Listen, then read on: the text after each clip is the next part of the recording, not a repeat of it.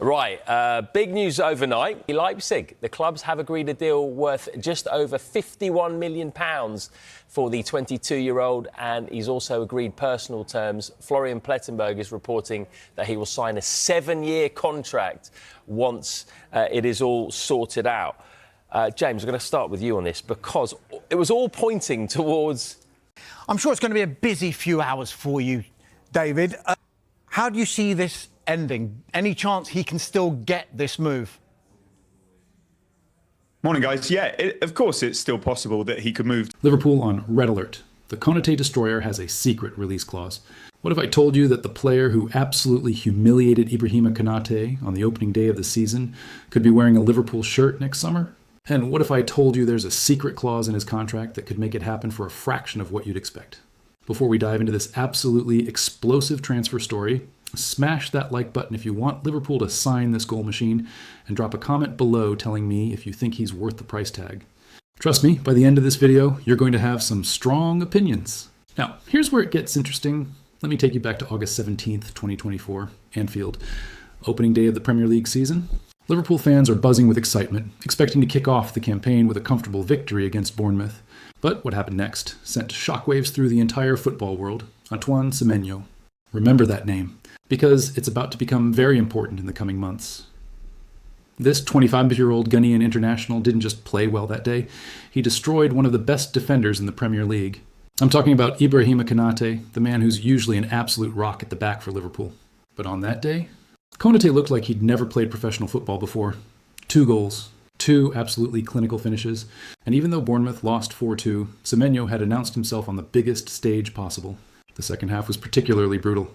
Konate simply couldn't handle him. The pace, the power, the positioning, Semenyo had it all that day. But here's the question that's been keeping Liverpool scouts awake at night. Was that performance a one-off? Or have they just witnessed the emergence of a genuine Premier League superstar? Drop a comment right now. Did you watch that game? What did you think of Semenyo's performance? Let me know below.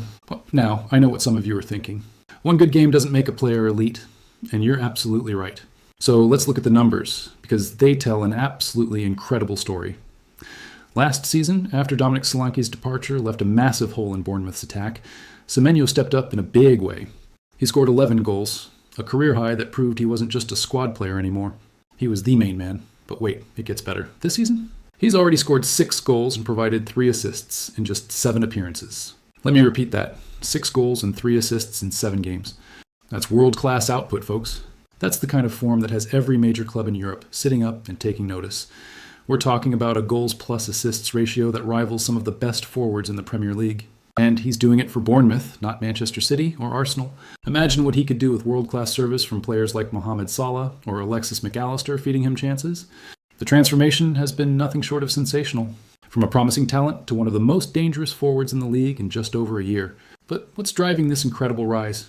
And more importantly, can he maintain it? Hit that subscribe button if you're enjoying this deep dive into one of the transfer market's hottest properties. Here's where the story takes an absolutely fascinating turn. Over the summer, Bournemouth pulled off what they thought was a masterstroke.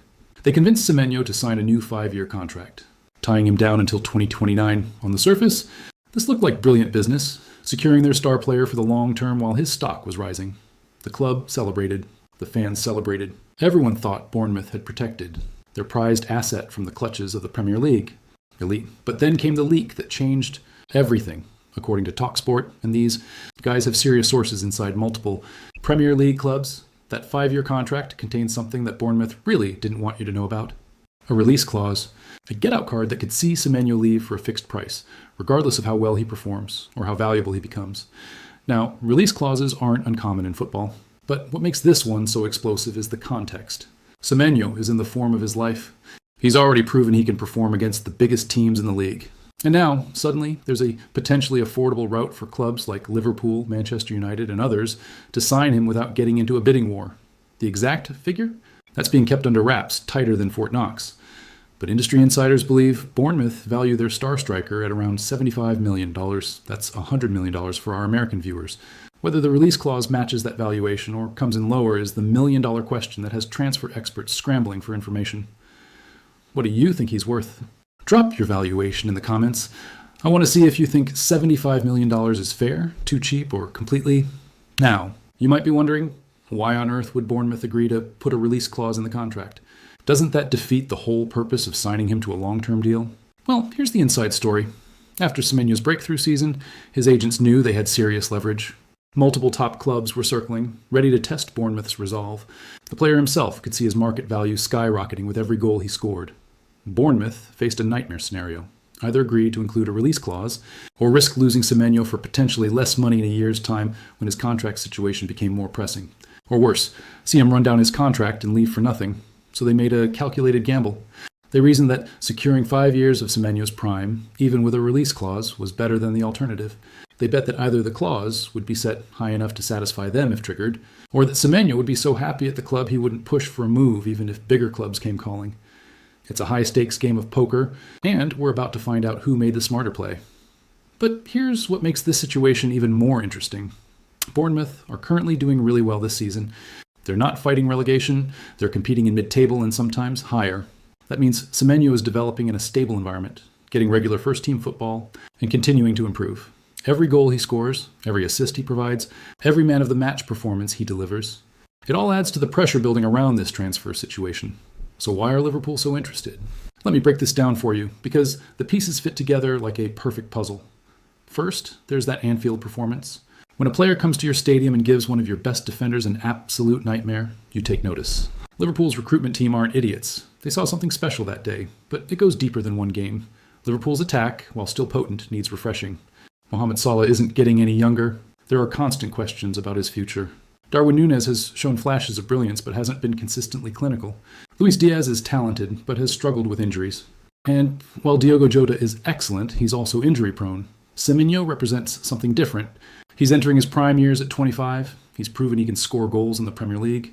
He's got the physical attributes to thrive in the intensity of English football. And, perhaps most importantly, he's shown he can perform under pressure against elite opposition. Think about Liverpool's system under Arne. They need forwards who can press intelligently, make runs in behind, and finish chances clinically. Semenyo ticks every single one of those boxes. Plus, and this is crucial, Liverpool have a history of signing players from smaller clubs and turning them into superstars. Remember where they got Sadio Mane? Southampton. Where did they sign Andy Robertson? Hull City. The pattern is clear. Liverpool's recruitment. Team are experts at identifying players from mid-table clubs who have the potential to perform at the absolute highest level. Semenyo fits that profile perfectly. But here's the concern that some Liverpool fans have expressed online, and I want you to weigh in on this. Is he proven enough? Has he done it for long enough? Or would signing him be too much of a risk? Well, let me know in the comments. Liverpool fans, do you want Semenyo at Anfield? Why or why not? Now, Liverpool aren't the only major club in the race. Manchester United are also very interested, and that could spark one of the most intense transfer battles we've seen in years. United's situation is different but equally compelling.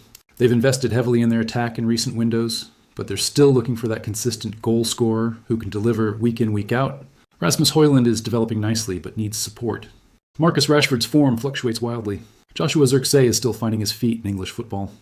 Semenyo offers something United desperately need: reliability and versatility. He can play across the front line, he's got the work rate that modern managers demand, and he's producing numbers that suggest he could thrive at a bigger club with better service. The prospect of Liverpool and United going head-to-head for the same player is absolutely tantalizing. Remember the Bruno Fernandes saga?